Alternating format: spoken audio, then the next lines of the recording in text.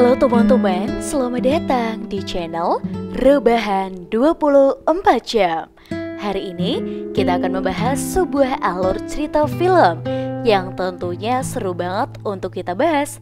Yuk langsung saja kita masuk ke dalam alurnya. Pada tahun 1961, di kota Newcastle, Inggris, terlihat ada seorang kakek-kakek bernama Kempton sedang mengetik sebuah naskah drama. Kempton adalah seorang penulis freelance. Pagi itu, setelah menyelesaikan pesanan tulisan, Kempton lalu mengirimnya lewat kantor pos. Kempton ini orangnya humoris. Kasir yang jutek aja bisa senyum gara-gara Kempton melawak. Di jalan pulang, Kempton melihat petugas sedang mengetuk rumah-rumah warga untuk menagih pajak. Karena takut ditagih juga, dia langsung lari ngumpet di telepon umum, pura-pura nelpon. Di sisi lain, karena penghasilan Kempton dari menulis naskah tak begitu besar, istri Kempton yang bernama Dorothy harus kerja juga jadi pembantu di rumah istri pejabat bernama Goling. Waktu lagi bersih-bersih, Nyonya Goling memberitahu ada lowongan kerja di toko baju kenalannya. Siapa tahu suami Dorothy mau melamar di sana. Mendengar itu, Dorothy tersenyum senang, punya majikan baik hati. Siangnya di jalan pulang, anak Kempton yang bernama Jackie melihat para petugas sedang merazia pajak TV ke rumah-rumah warga. Ia pun bergegas pulang. Di rumah, Kempton menyuruh Jackie mengulur waktu 5 menit sampai dia selesai melepas colokan antena TV berbayar. Setelah cukup mengulur waktu, petugas lalu masuk. Namun meskipun sudah berusaha diakali, petugas tetap menangkap Kempton karena ketahuan tak memiliki surat izin menonton siaran TV berbayar dan terpaksa harus dihukum penjara. Pada masa itu di Inggris, tontonan TV gratis cuma ada satu channel aja, yaitu channel nasional kayak TVRI.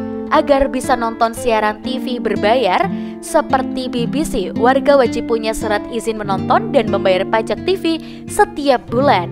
Jika melanggar, maka akan didenda atau dihukum penjara 2 minggu. 2 minggu kemudian, pagi-pagi setelah bebas, Jackie menjemput sang ayah. Sebelum pulang, mereka berdua hampir ke makam putri Kempton. Di depan makam, Kempton sedih dan bilang kalau dia kangen banget. Dia masih merasa bersalah dulu putrinya akibat jatuh dari sepeda yang dia belikan. Di rumah saat nonton siaran TV nasional, ada berita tentang wali kota yang sedang konferensi pers membahas tentang lukisan antik karya seniman bernama Goya. Karena lukisan Goya adalah lukisan bersejarah, pemerintah sampai rela mengeluarkan dana sebesar 140.000 euro atau sekitar 2 miliar rupiah demi merawat dan menjaga lukisan tersebut.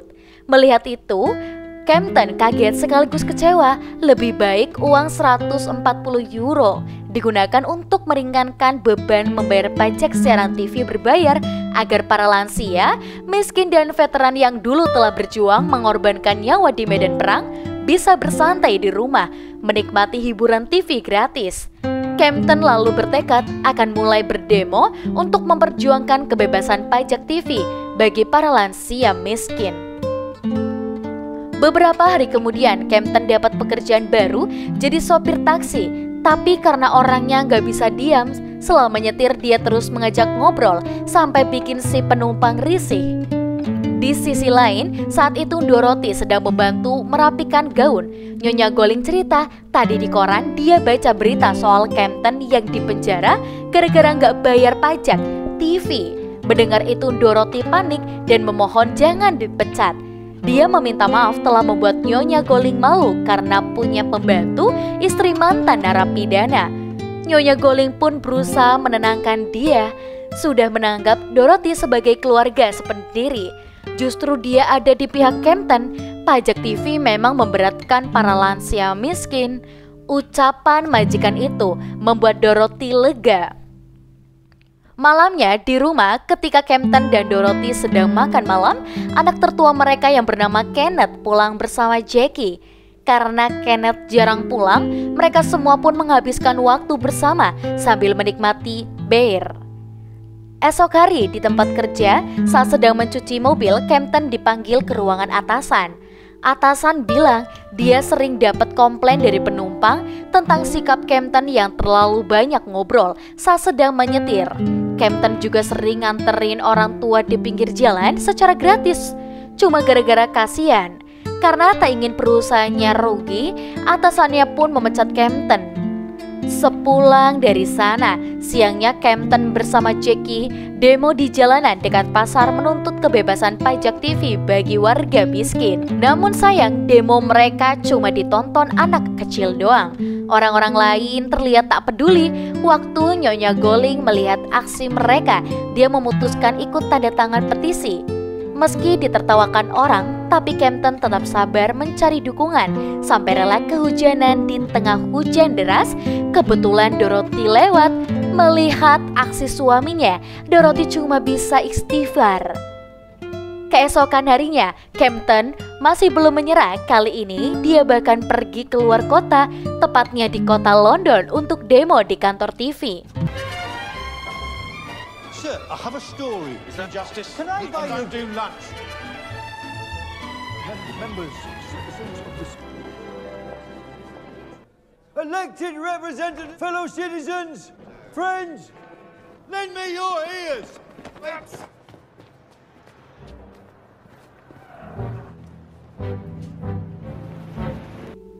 Saat sedang istirahat sambil baca koran, di koran itu ada berita tentang lukisan Goya.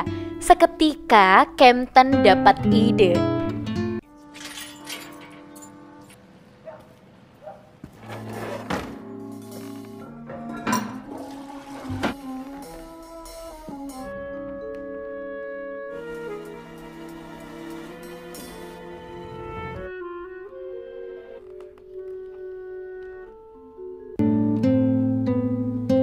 Pagi-pagi, berita tentang hilangnya lukisan Goya membuat gempar seluruh kota London.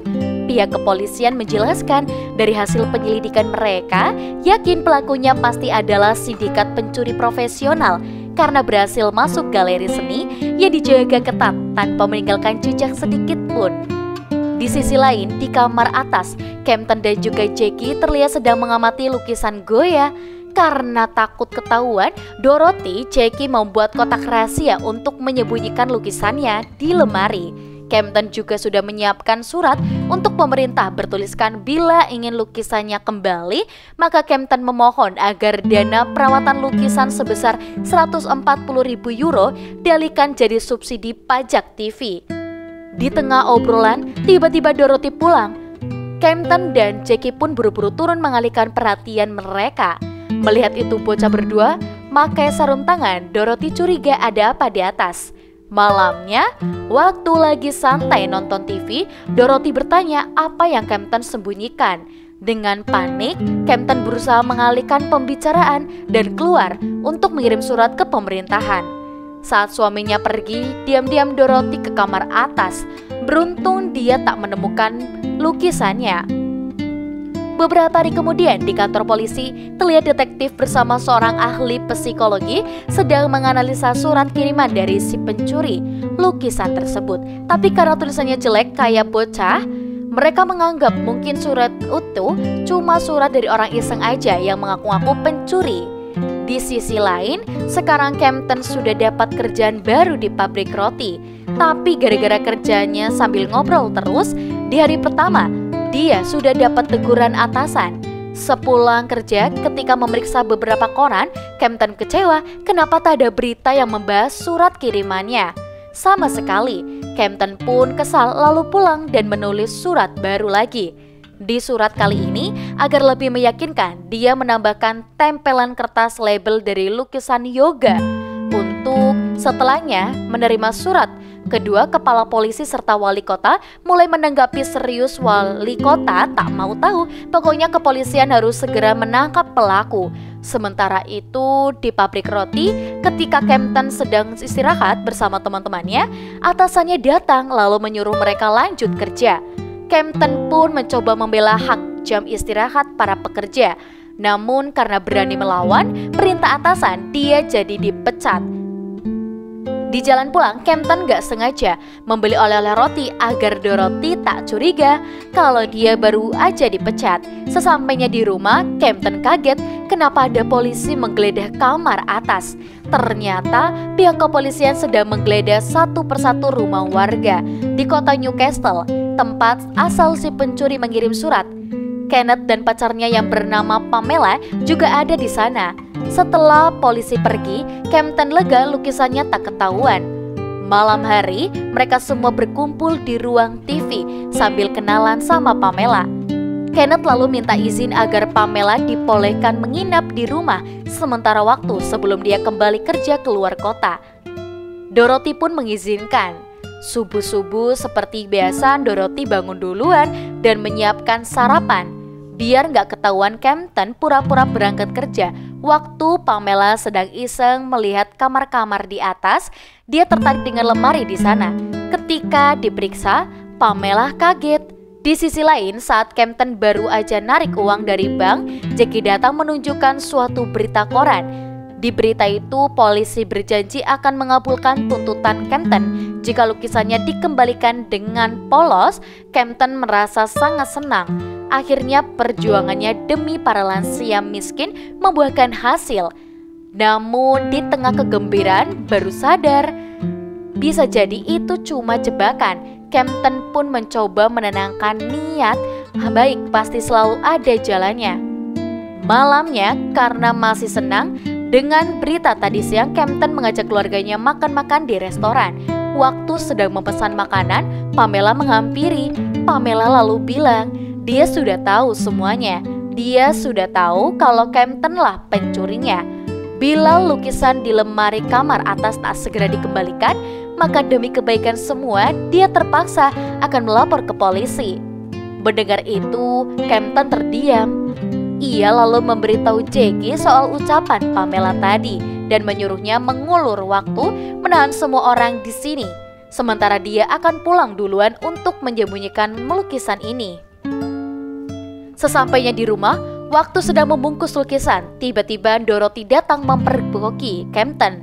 Dorothy tak menyangka ternyata selama ini suaminya adalah buronan pencuri yang dicari-cari polisi, bahkan sampai menghebohkan suatu negara. Meski Kempton sudah berusaha menenangkan dan menjelaskan kalau semua ini dia lakukan demi memperjuangkan hak-hak masyarakat lansia, Dorothy tetap syok. Keesokan paginya, di galeri seni, ketika Kempton mengembalikan lukisannya, ternyata dia dijebak. Beberapa hari kemudian, terlihat ada seorang pengacara bernama Jeremy menemui Kempton di penjara. Jeremy menjelaskan kemungkinan Kempton bisa bebas sangatlah kecil, tapi mereka tetap tak boleh menyerah. Ia berjanji akan berusaha membantu semaksimal mungkin, asalkan Kempton mengikuti arahannya. 1 minggu berlalu, hari persidangan pun tiba. Setelah saling memperkenalkan diri, hakim lalu menghujani Kempton banyak sekali pertanyaan. Sesuai arahan Jeremy, Kempton berusaha menyangkal semua tuduhan hakim. Jaksa penuntut kemudian mendatangkan saksi-saksi ahli. Saksi demi saksi bergantian menjelaskan teori mereka untuk menyudutkan Kempton. Beruntung Jeremy dan Kempton bisa dengan tenang membela diri tanpa terpancing. Di rumah yang di sini Jackie sudah tak tahan lagi berbohong, akhirnya jujur. Dia memberitahu ibu kalau sebenarnya si pencuri lukisan bukanlah ayah, tapi dia. Mendengar pengakuan barusan, lagi-lagi Dorothy syok.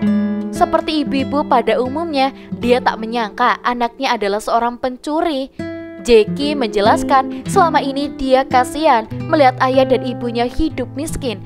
Sebagai anak, Jackie merasa malu tak bisa membantu orang tuanya.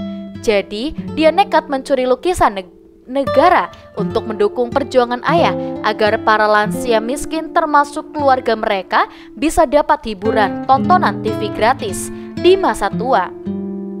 Jackie menjelaskan hari itu waktu dia sedang menemani ayah demo di kota London, dia diam-diam menganalisa keadaan galeri seni. Setelah dapat celah, malamnya dia menyelinap masuk lalu berhasil mencuri lukisannya. Jika ayah sampai kalah sidang dan dihukum, maka dia bukan dihukum karena mencuri, tapi dihukum karena melindungi anaknya, melindungi keluarganya, atau lebih tepatnya ayah dihukum karena memperjuangkan hak-hak masyarakat lansia. Mendengar cerita Jackie, Dorothy pun merasa bersalah. Esok pagi, persidangan kembali digelar. Jackie dan Nyonya Goling juga hadir di sana. Di sidang kali ini, Kempton disuruh menceritakan perjalanan hidupnya agar juri bisa menilai kepribadian asli Kempton. Karena itu kakek orangnya lucu banget, semua orang di persidangan ketawa ngakak mendengar kisah hidup Kempton. Kempton juga menjelaskan alasannya mencuri lukisan cuma gara-gara kecewa. Dia kecewa saat menonton berita TV tentang dana sebesar 140.000 euro yang pemerintah gunakan untuk lukisan bersejarah, padahal dia adalah veteran perang dan bagian dari sejarah juga, tapi tak pernah dipedulikan pemerintah. Pikirannya sederhana, bila sebanyak itu uangnya diinvestasikan ke bank lalu dapat bunga 10% setiap tahun, maka bunga keuntungan 10% itu sudah lebih dari cukup jika digunakan untuk memberi subsidi siaran TV gratis bagi para lansia miskin serta veteran perang Inggris. Mendengar niat baik Kempton, orang-orang terharu. Di momen itu, para juri, jaksa, dan hakim mulai luluh. Mereka tahu sebenarnya Kempton ini orang baik. Ketika sedang istirahat di penjara, Jeremy bilang kalau setelah ini mereka harus bersiap menghadapi keputusan sidang. Di tengah obrolan, Dorothy datang menjenguk. Dorothy minta maaf telah menuduh Kempton pencuri. Bila dari awal tahu ya sebenarnya dia pasti akan berada di samping suaminya melewati masa ini bersama-sama. Dengan santai Kempton memaafkan. Yang berlalu biarlah berlalu, mereka pun baikan. Tak lama kemudian sidang kembali dilanjutkan.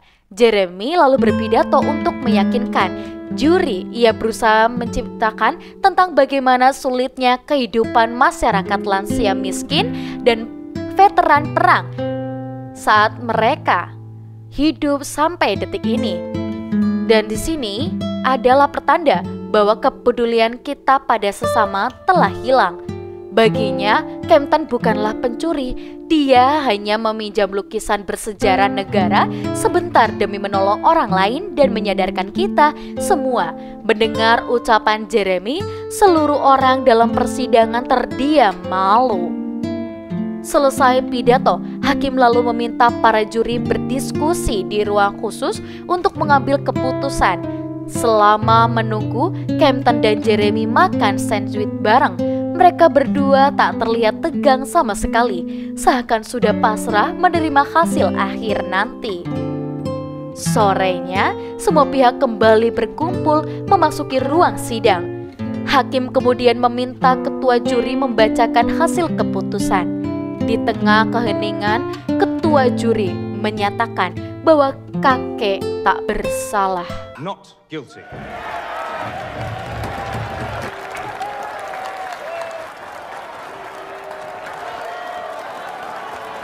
On the charge, creating a public nuisance by guilty or not guilty? Not guilty.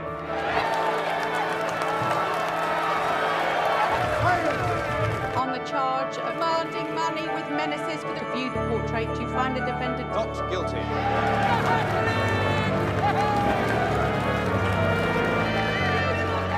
Silence in court. We'll have silence. I'm not going anywhere. Selesai sidang, setelah membereskan barang-barang, Kempton dan Dorothy pulang.